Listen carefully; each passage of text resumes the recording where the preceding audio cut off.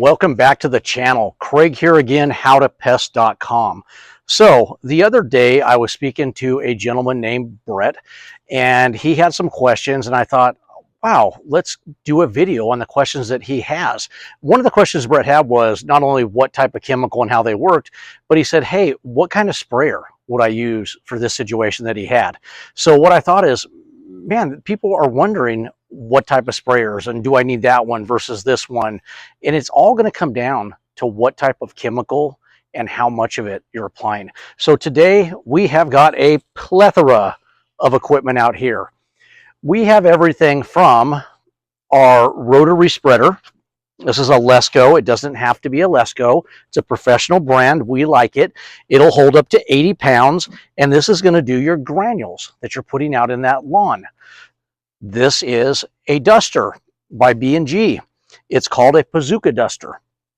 You can tell by the size of it, that's where they got that name. This gets filled about a quarter to halfway full of dust of your choice, and then it has a little port right here that it comes out. And as you crank this back, I'm not going to do it because I think there might be residual in there, and you push forward, it pumps that dust out. Now here's a pro tip for you guys. To agitate dust, whether it be in a big duster like this or in a bulb duster like this or a bellow duster, we put a penny in there. And you're like, why a penny? Because pennies are worthless and you're not going to use them for anything else besides putting them in dusters. No, it's because the penny agitates the dust. And then what that does, it makes it float better. So a big bazooka one like this, an example of an application for this is, you've got it full, ready to go. Your wife's coming at you hot, and it's just bam, one little dot right in the face. Are you kidding me? This is for like attics, basements, things like that. It's not going to be for your outlets, smaller areas. That's where crack and crevice and outlets, where the bulb duster, bellow duster is going to come into play. Same thing on dusters. You're just going to fill them a quarter to half full. You're going to put the penny in there, like I said, to agitate, and then you're going to shake them really well, and then you're just going to do light dust. Even with the bazooka, they're just light dust. You're not trying to clump that dust. You don't want it to come out and fall. You want that to go in there and carry, and that's how it's so effective for you. So those are dusters. Granules, back to the rotary spreader. Your choice of spreader. This is for big areas, and then we have your over-the-counter Scott spreader, and then we have just another handheld.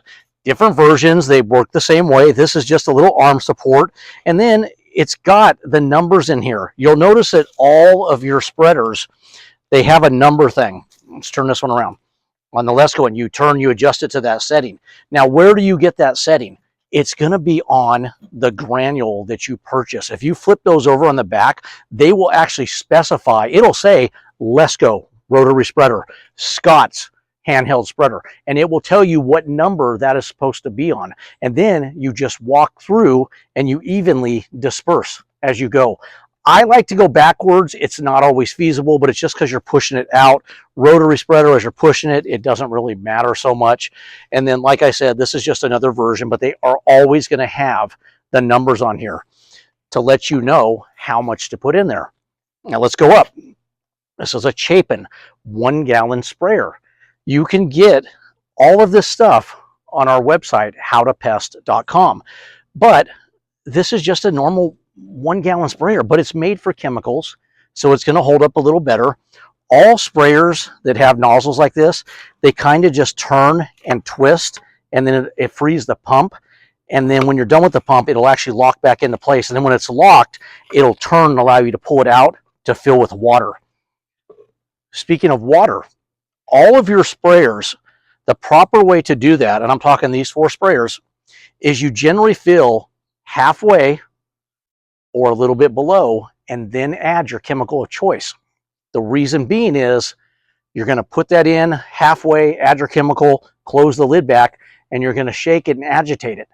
You don't want it so full that you're possibly throwing stuff all over the place, or it actually is spilling out of there because your lid's not locked on tight.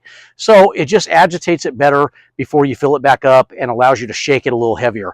Then you fill it the remaining way to the top and you're good to go. So we got a 1 gallon. We got a Birchmeier professional grade. We sell these also on the website. This is a 2 gallon. Now this is a battery powered FlowZone. These are beautiful. A lot of companies have gone to these.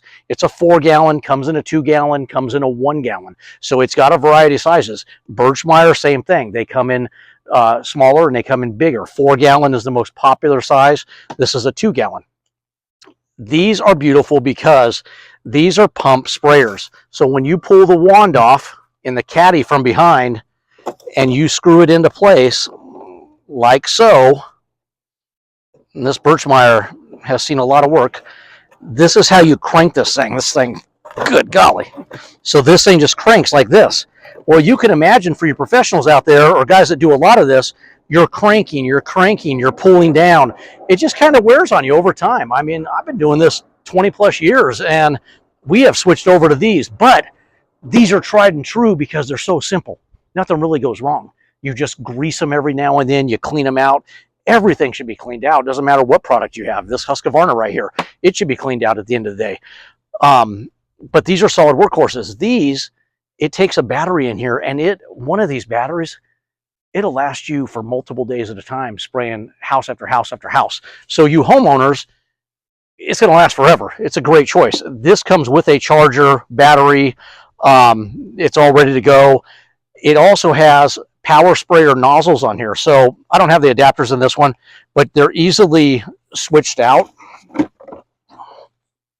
right? They just pull out, put your nozzle of choice in there, whether it be a Pinstream, fan, whatever.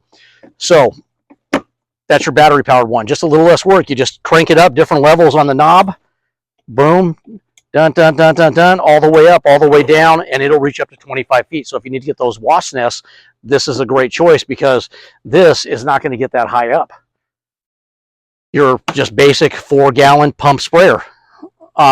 There's really no rhyme and reason in the sprayers besides how much chemical do I need to put out and what's my comfort level. Do I want battery? Do I care? I'm just going to pump.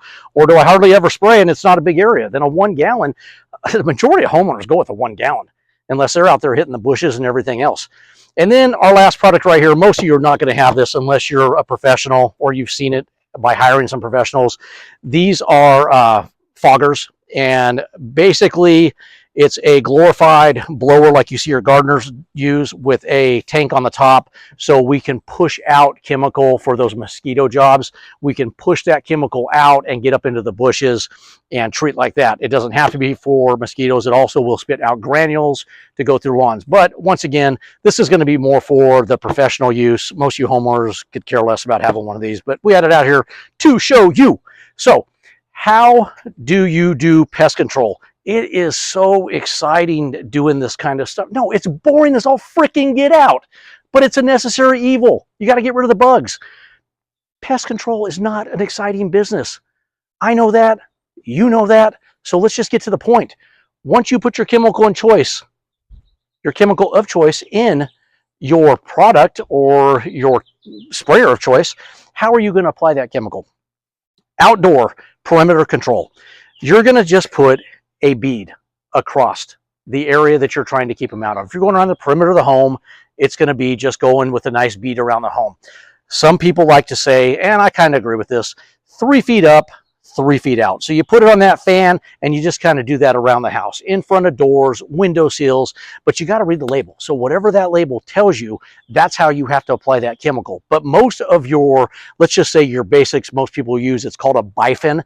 Now, if you've ever used Home Defense or any of those type of products, that's a bifin product. So that's the active ingredient in there. Bifin and other products that you buy over the counter like that, they are repellents. They work beautifully. But if you're going specifically after ants or roaches and you don't want to kill them necessarily that fast, you need them to get back to that nest, then you want to go to a non-repellent. So we're not going to get too much into that. If you go to our howtopest.com, we will show you what repellents are and which ones we recommend and videos on how to use them. And we will show you repellents and you can see the difference between the two. So once you do that, you spray the outside, you're like, oh, I got something going on the inside. Inside, my recommendation is crack, crevice, spot. I don't think you need to go around all the baseboards inside. You kind of need to hit where you have activity, and then you just need to do cracks and crevices of where they can hide. Get behind fridges. Stay off of your countertops. I would stick to just baits up there, your gel type baits. And that's going to generally be for your ants and your roaches. You're not going to go up there and douse that counter for the occasional earwig. At least I wouldn't recommend that. Bushes. Let's talk about bushes. Let's talk about foliage, landscape, things like that. So spraying the trees and spraying the bushes is a really smart move. We had a customer a week ago that had ants really bad, and we explained to her that a lot of the times if you do a proper inspection on the outside of the house, you will find these ants trailing off of the trees and generally from there into the house or the structure. So that was true when we went out there. She had 4 or 5 trees saturated with lines of ants. So we treated around the trunk of the tree and problem solved. It just takes a little bit of time, a day or two, and they're gone.